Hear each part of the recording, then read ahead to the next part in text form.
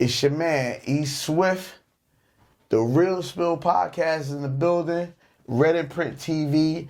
I am proud to present this moment right now. This is one that I really wanted. One of the ones that I really wanted.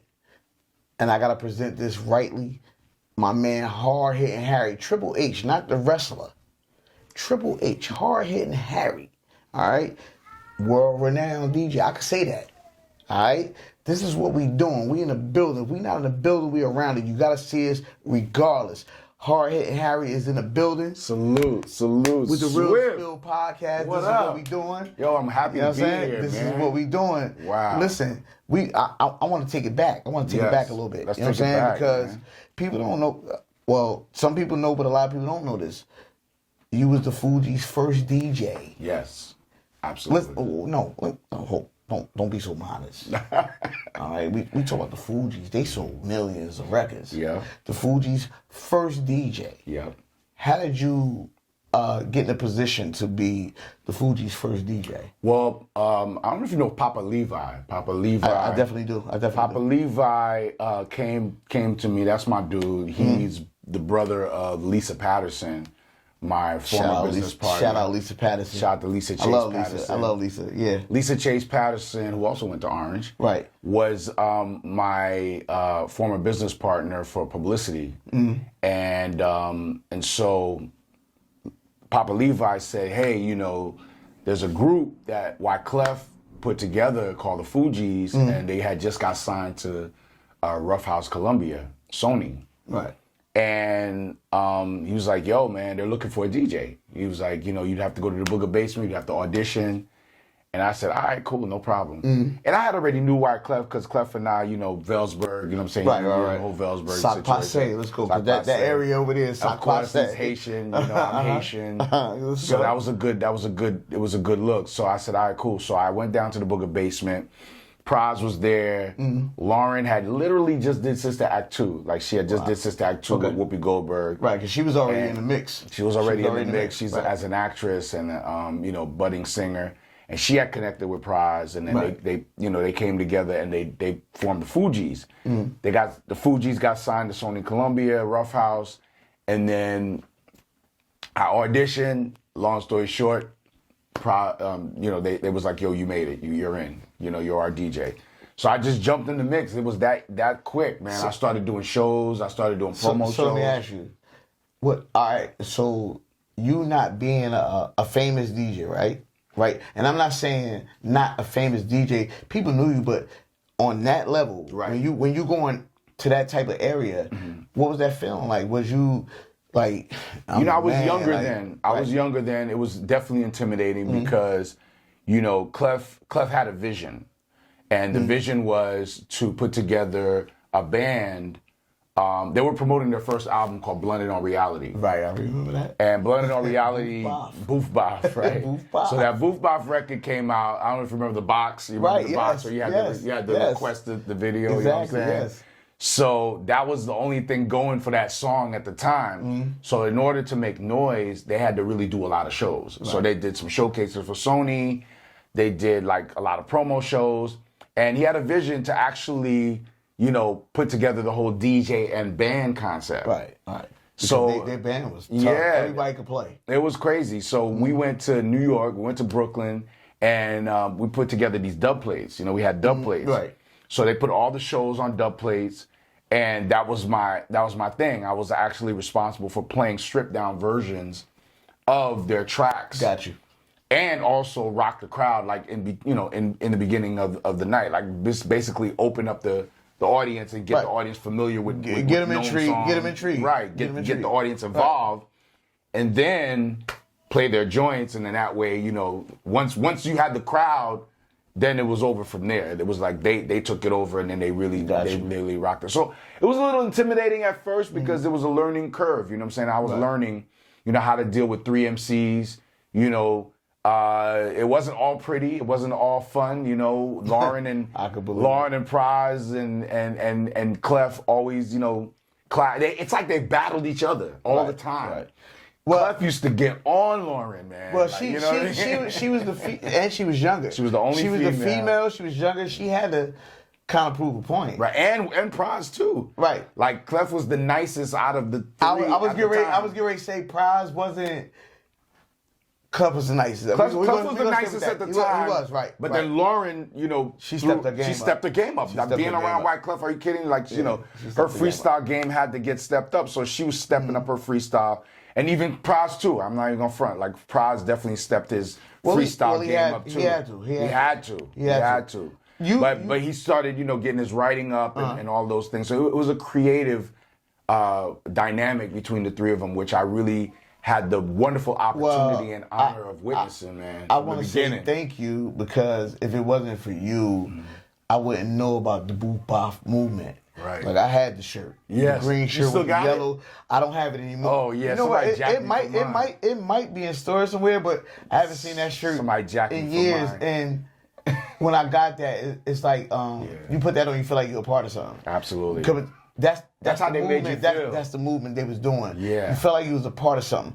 A lot of you people out there, if you don't know about the early Fuji days, you need to go and do your research. Go to YouTube. If you don't know about Hard Hitting Harry, you're dead.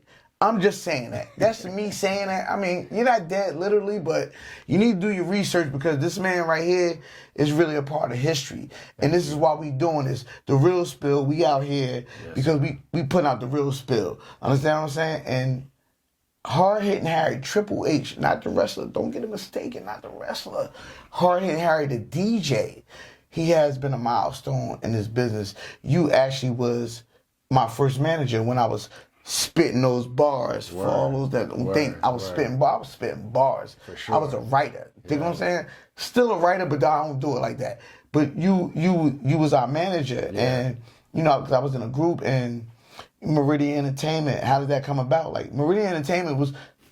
I love Meridian Entertainment. That was cool. You, Lisa Patterson, y'all was doing what y'all was doing. How did that come about? Yeah, big shout out to Lisa. That's like, she's shout family. Out Lisa Patterson. Sister of my son's mother, Kelly. So they roll heavy together. And then, Lisa actually, it's funny how we met, man. I used to work on Main Street at a clothing store, and Lisa used to walk by all the time. She used to have a mohawk. So we connected that way, and I was like, "Hey, what's up?" I just liked her style, you know what I mean? So we connected, and we became really tight, and then and we became really cool because when I was doing PR again, I was working for a PR firm called Double Exposure right after the Fugees. Right after the Fugees, I got fired from the Fugees, and I jumped into PR, And then Lisa became our business partner, and then that's how we developed Meridian Entertainment. We started a full-fledged PR management and image consulting company. And that was right after Double Exposure. So we work with, Wu-Tang. We work with, Burger King. Of course, you guys, coaches, you know what I'm saying? Native Trinity. Native Trinity. Shout out to what's up with Native Trinity? What happened to Native Trinity? You don't know where they are? Wow, man. I miss those guys, man. Aubrey was actually, I seen something the other day. He was online the other day. Aubrey, man. They was definitely dope. They was a stable. Meridian Entertainment was a place you go to and feel comfortable. Yeah. You know what I'm saying? You guys, y'all was taking people that y'all knew and was trying to shape them. Even if some things didn't go the way it's supposed to go, y'all was still shaping people. You understand what I'm saying? And it was definitely an experience to be a part of. And I'm glad that was a part of that. It was a wonderful experience. Yeah, I feel like we definitely wanted to, have the groups that we were working with bounce off of each other. Like if I got something for coaches, I'm going to try to, finagle that over here for Native Trinity. Right. Or, vice versa. You know what I'm saying? If it was a Wu-Tang situation happening, like a Wu-Tang show or some type of Wu-Tang situation, I would reach out to you and I'd say, yo, Swift, this thing's over. You know what I'm saying? You had us in Brooklyn. It was moving around, man. It was definitely dope. Let me fast forward to the Temple of Hip Hop. Yeah. Because that's something big. Yes, yeah. KRS-One. KRS-One was our first client. That was our first client when I left Double Exposure. KRS-One contacted me and he said, "Yo, I need a publicist for a tour." And so I connected with Chris, and he was our first client, man. He gave us I think it was like $2,500, man, to work his tour. And we used that money to buy a computer and a fax machine. And we were in That's business. how you got to do. That's how you got to do it. We were in You business. got to do it like that. You got to listen. Let's take this. We could finagle this. Yeah, we invested it right back into the company. You're supposed to do that. We did fax campaigns for Chris. We was on the phones. You know what I'm saying? We were contacting, magazines, television, newspapers for KRS-One. Right. And we developed a great relationship with Chris, and that parlayed into the Temple of Hip Hop. Okay. And the Temple of Hip Hop was an organization, a hip hop organization that he created in order to. I was just reading the book too. I have a book, the Temple of Hip Hop book, but that organization was to basically create a blueprint for hip hop, hip hoppers. Right. You know what I mean? To live by a code, whatever you want to call it. He's always been putting that out there. So I guess this was a way to, okay, let me bust you in the head with it right now with everything. Because he's always been, he was the one that said, if you gonna come into this business, you gotta expect to get jerked. Right. He was the one that told everybody. That's right. That's right. You know what I mean? So it's simple to say we need to listen to him because he's been saying this. And when you fast forward to today, how many people done got? Oh my God! And not only that, man. Chris dealing with that Temple of Hip Hop and Hip Hop Appreciation Week, which is what we work with him on, gave us a really sense of wow, we're really doing something for hip hop culture. It was really. For me, it was like a dream come true because I'm a huge KRS-One fan anyway. BDP, you know what I'm saying, Heal the World. You know what I'm saying? I was a huge KRS-One fan anyway. So when KRS-One called me to say, I'd like for you to, handle my publicity, and then I'm creating this thing called Temple of Hip Hop, we took that to the UN. We took that to that was major for us, man. We took that to the UN, and we were getting proclamations from Senator Chuck Schumer, and all kinds of different politicians in order to make Hip Hop Appreciation Week a reality and official.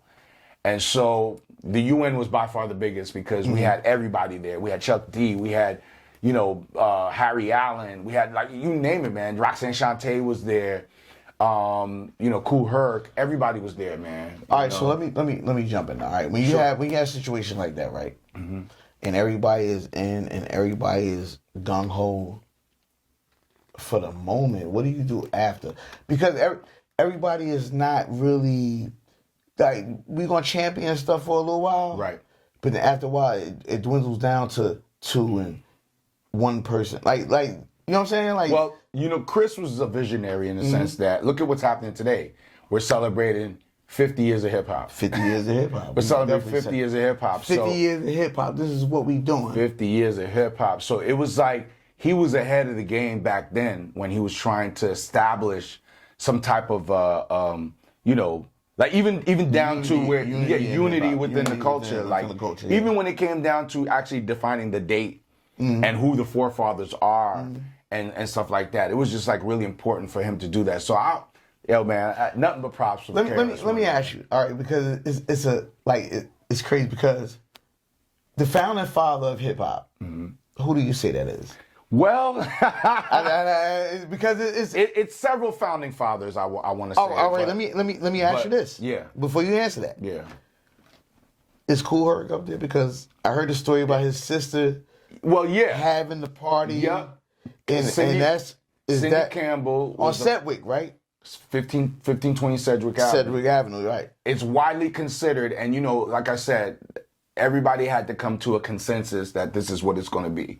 Because there's so many stories, and the story is probably still being written, but a lot of people are coming to the consensus that Kool Herc and Cindy created the first hip hop party that brought all the hip hoppers and the b-boys and everybody to come out, and he played the breaks. I've been seeing that. That's the birthplace of hip hop. That center, 1520 Sedgwick Avenue. I asked you because you're a DJ. You know what I'm saying? Yeah. And I've been seeing so much stuff online. Yeah. To where I'm sitting here he started that. Yeah, I mean, he started that. He was in the beginning. His sister wanted to throw the party, and then there's Grandmaster Flash, there's Africa Bambaataa. You know, I would say those three. You know, and Grand Wizard Theodore, who's. I want to touch on something. Go ahead. You said it. You brought it up. Africa Bambaataa. What do you feel about the allegations and everything that's going on with Africa Bambaataa? Well, I work with Africa Bambaataa. Right. You know what I mean? I was a publicist for the Universal Zulu Nation. Back in 95, I want to say 95, the Zulu Nation came to Double Exposure to hire Double Exposure for the 20th anniversary, of the Zulu Nation. And so, you know, I was dealing with Bam, I was dealing with Brother Righteous, I was dealing with, you know, Muhammad, Big Moon, you know what I'm saying? So I was dealing with all of them.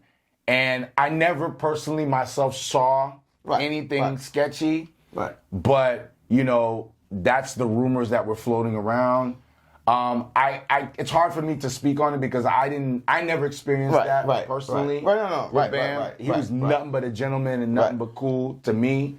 But I've been seeing the interviews, and I remember when Star broke the story, you know what I mean, and all those testimonials were coming out. That's why I'm asking you, like, do that put you in a position to where you think a little different, or do you go with what you just said to me? Like, it's never been anything brought to me per se. Here's what I feel. I feel that if a person, whatever person's sexual preference is their sexual preference. Right, exactly. You know what I'm saying? Exactly. If Bambaataa is gay or what have you, that's your sexual preference. Right. I just feel like when it comes to minors, then that's a whole nother story. That's a whole nother story. That's where I say we draw the line. Do you think we'll Two ever consenting adults, you know. Do you think we'll have, cause we don't have a conclusion to the Bambaataa situation because it's like a lot of situations that happen out there, you never really get the end in. Right. And this is like something this is hip hop, and we talking 50 years of hip hop. I'm talking hip hop. Right. This is something that's swept under the rug. Right. And it's not like we'll never have it's like the person that killed Biggie, we never gonna know. Well, I feel like in terms of Bam, his contribution is so cemented. His legacy is so cemented in hip hop. I can't. That it'll be hard. It'll be hard to erase him.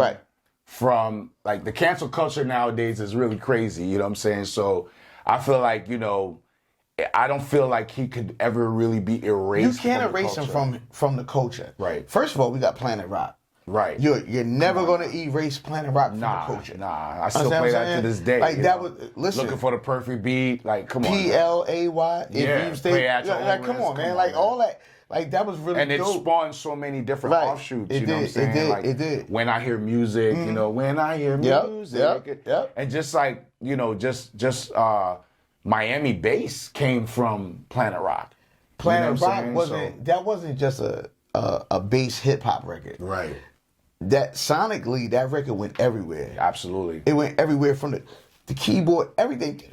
Everything. It went everywhere. Need more time than this. Come on. Listen. We got to do a part 2. We're definitely going to do a part 2 to this. It's definitely going to be a part 2 because we got a lot of history when it comes to this music. And like I said, you know a lot of your history too. Yes, you know I'm there. I'm there. Yeah, I'm really there. And you know, that's why I said, like, I wanted to do this with you. Sure. You know, we saw each other at the game. Yes, shout out to Do It All. Shout out to Do It All. Yeah, shout out to Do It All. Shout out to Tretch. Shout out to Tretch. Shout out to Brick City because we won. Ill Town. Yes. Listen, we're not going to take that loss lightly. We're going to get them on the next one. Don't worry about it. We got this. Yes. But, like, you know, you are definitely a staple in my life. Thank you, bro. Like I said, you was my first manager. Me too. You dig what I'm saying? Like, sure. And we really, we you know, worked. I learned a lot from you, and I learned a lot from working with you too. And this is what I was saying, like, even from, like, down to, because you was a little older than me, you had a kid. I'm watching you with a kid. Like, I could watch my family with kids, but it's not the same. Yeah. I'm watching one of my guys with their kids. Yeah. Shout out to Eli. That's my guy. Like, I turned 35. I love Eli. That's how I know how long I've known you. Right. Because I'm like, you know, I was telling my wife. I knew you before Eli. Yeah, for sure. I knew you before Eli. I was telling my wife, I was like, damn, I've known Swift for like 35 years because my eldest son is 35. But yeah, man, I got a lot going on right now. I got a Twitch channel, twitch.tv/. Tell them where they Yeah, can no get doubt. you everything. Give them everything. Man. Well, Give first them of all, everything. go to my website, hardhittingharry.com. Hardhittingharry.com. It's like, you know, If you can see yes, it. you can see it, it's right here. We all over here. Just You can see it. hardhittingharry.com. Triple H. Right on the website, there's my merch store. My history is all on there, like stuff that I've done, and also my Twitch channel. And I'm really proud of my Twitch channel because it definitely it's a worldwide. I gotta interject. Yes, what's up? Ernie Anastas. I can't leave without talking about that. I can't leave without talking about Yeah, listen, that was a thrill for me. But you've been up there twice, right? I've been on Pix11 News, 3 times physically, and then 1 time virtually. Well, listen. I did it in front of the Barclays Center. I did it in front of the Apollo Theater. I did it live in the studio just recently for my birthday. And then when the pandemic happened, when D Nice went viral with him you know, DJing on IG Live, Pix11 contacted me because they knew that I was already doing streaming. Remember Crazy K came on my joint? Yes. Like I was doing you know, Ustream and stuff like that. Like shout out Crazy K. I'm not shout out to Crazy K. I'm not new to the streaming thing, you know, and the producer that contacted me knew that. So she's like, you know, D Nice is going, you know, viral with his Club Quarantine. Shout out to my brother D Nice. Shout out D Nice. But he was like, yo, I know you do that. You've been doing it. How would you like to be on Pix11 News? So I got on Pix11 News right at the beginning of the pandemic. Well, you know, so that was I just want to say, I think I can safely say. But Ernie Anastas was Ernie Anastas. Anastas. You are Ernie Anastas' favorite DJ. I can say, because the routine I did on the last joint. Yeah. I said, Born to wow. be alive. Yes. Born I said. to be alive. He loves Harry. He loves. Man, I love Ernie Anastas. Man, come on, like I feel like I've known him all my life. What is he? What is he? 100 years old? But he looks good. No, he looks good though. He looks good. He looks good. He's sharp too. I'm looking at it. And I'm like, wow. He's really his favorite DJ because I could see it, and he was so comfortable with you. And I know you was there with him before, but the comfortability that I saw, that's what you bring into the hearts of everybody, bro. That whole staff, you know, was fun. You know what I'm saying? I was so mad. Because I had them doing the Bismarck. I was so mad I didn't see it till the next day. I was like, but that's what you bring into the hearts of a lot of people. You know, Haitian born. You represent the U.S. too. Yes. You represent worldwide. Yes. And that's what we love. That's one thing that the Real Spill loves. We love the Real Spill, and you are definitely the Real Spill. I appreciate that, man. And anytime that I could be accessible to you, and you need, I don't care what it is. I'm here for you. No doubt, man. Understand what I'm saying? Like, I'm here for you, bro. This is what we do. Shout to Fool. This is what we do. Mr. Morgan is on a shoot. You already know what we do. The Real Spill is in the building. I'm your man, Ed Swift. Yes. If we not in the building, we surrounded it, you gotta see us regardless. Whether you going in or you coming out, you gonna see the Real Spill. Listen, Red and Print TV, we are making a statement. Yeah. If you can't see the statement, you gotta feel it. This is what we doing. Hard Hitting Harry took his time out to be with the Real Spill, Ed Swift, F. Morgan. We in the building. This is what we're doing, and I love it. Like, this is one that I really wanted to do. This is my man. I've known him for so many years. This is family. Shout out to Jersey, man, for real. Jersey, we in the building. This is what we doing. Jersey. You got to look out for a lot of stuff that Red and Print TV got coming. We got a lot of stuff coming. You know what I'm saying? You're not going to be able to stop us. The movies, the podcasts, anything. Like, general conversation. We popping. This is what we doing. Love us, don't leave us. We good out here. Understand what I'm saying? Ed Swift, I'm your man. Like, I'm gonna be your man forever. We never. This is forever. Hard Hitting Harry. We in a building. Salute. You know what I'm saying? I'm in your Shout out face. to everybody tuning in all over the world, man. I appreciate y'all. Thanks for the love and support. Hard Give out Hitting your Harry. tag. Hardhittingharry.com. Follow me on Instagram, Facebook, Twitter. I'm on that TikTok. Definitely check out the TikTok. YouTube, all the shows for the Twitch channel are on my YouTube channel as well. So definitely follow me, man. I'm here. You know, hit me up on DM on IG. You know, not nothing crazy, but you already know the vibe. Listen, you already know it. Like, this man right here, he about his business, he about his showmanship. He's definitely gonna give you a show worth business.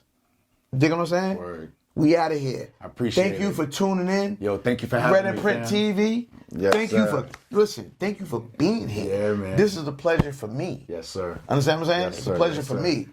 We out of here. Yes, man. We in the Salute. building. If you're not in the Peace. building, we around it. You gotta see us. Red and Print TV, Real Spill Podcast.